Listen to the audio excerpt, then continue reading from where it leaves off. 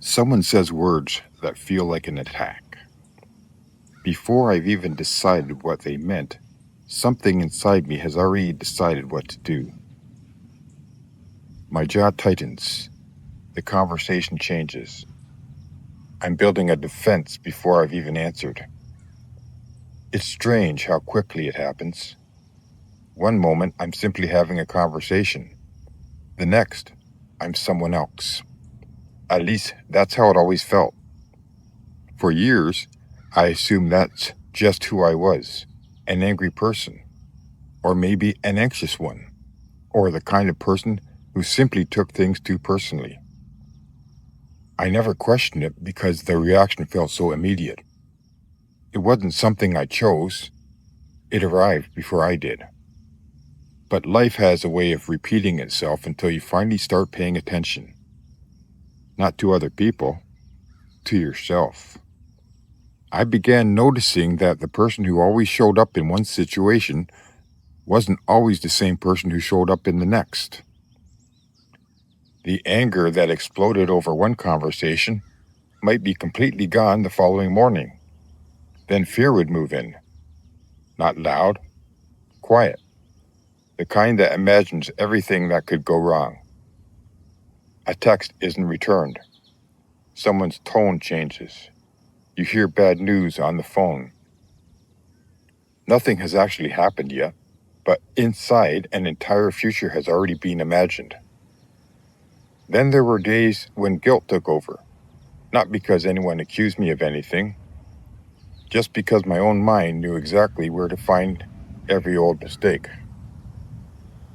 It could bring back something from years ago as though it had happened 5 minutes earlier. And for a while, I wasn't remembering guilt. I was guilt. At least that's what it felt like. Then sadness would have its turn. Sometimes it stayed for an afternoon, sometimes much longer. Other days I simply felt tired. Not physically, the kind of tired that makes everything feel heavier than it probably is. Eventually, I noticed something else. Some of the parts of me that caused the least trouble were still running my life. The responsible one. Everyone likes that one. It gets things done. People depend on it. But it rarely knows when enough is enough. The workaholic isn't always easy to spot. From the outside, it looks disciplined. Inside, it's terrified of slowing down. The people pleaser looks kind until it forgets how to answer a simple question. What do you want? The fixer can spend an entire day solving everyone else's problems while quietly ignoring its own. The performer knows how to smile through almost anything. The controller wants certainty before taking another step. The judge is convinced suspicion will keep me safe. Looking back, none of these felt like visitors. Every one of them felt like me. Not part of me. Me. That's what made it so confusing. But they couldn't all be me. The responsible one wanted one thing. The workaholic wanted something else. Fear wanted me to stay small. Anger wanted me to push back. The people pleaser wanted harmony. The judge wanted distance. Yet the critic wanted perfection. Sometimes they completely disagreed with each other.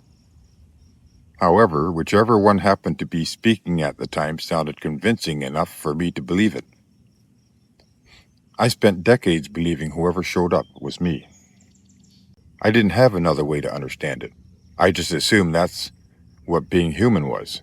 The older I became, the harder that explanation was to believe.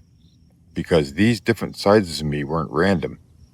They kept appearing in familiar situations, almost as if they recognized certain moments before I did. A little criticism, and one part would wake up. Unexpected uncertainty, another was suddenly in charge. A difficult decision. Here came the fixer. Failure. The critic barely needed an invitation. Conflict. Anger arrived before I'd finished listening.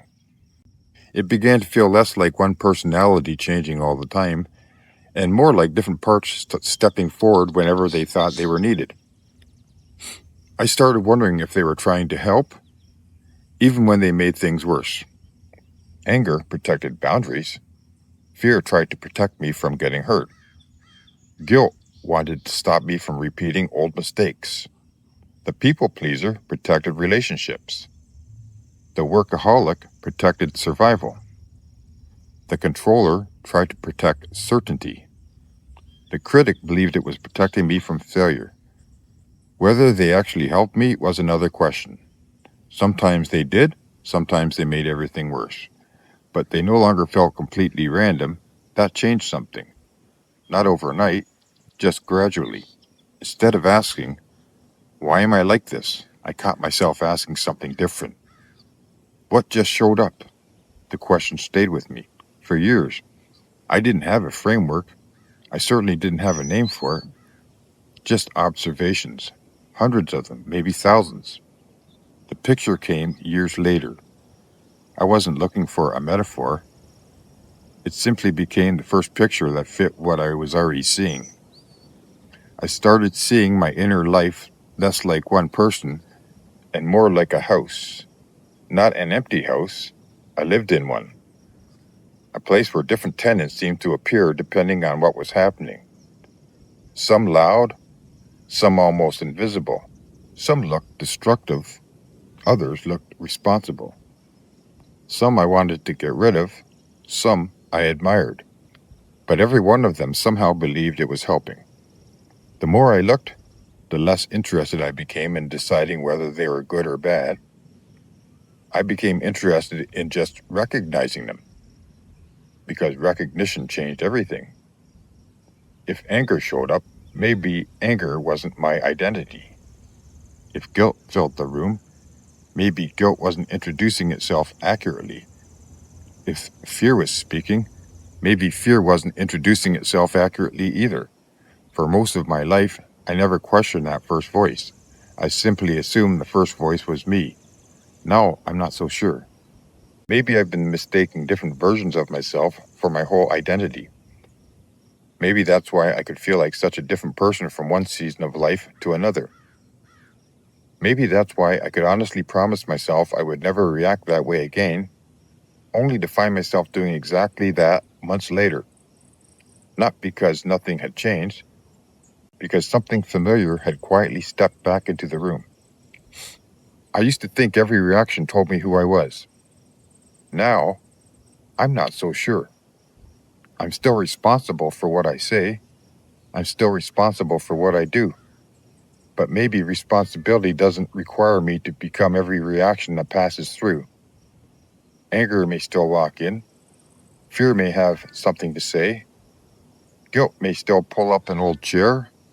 The critic may still clear its throat. The people pleaser may answer before I do. They can all show up. That doesn't mean they get to introduce me. I'm not my reactions, and maybe I don't have to become every tenant that walks into the room. If any part of this felt familiar, I'd love to have you continue the journey with me. These observations took me decades to piece together, and we're only just beginning.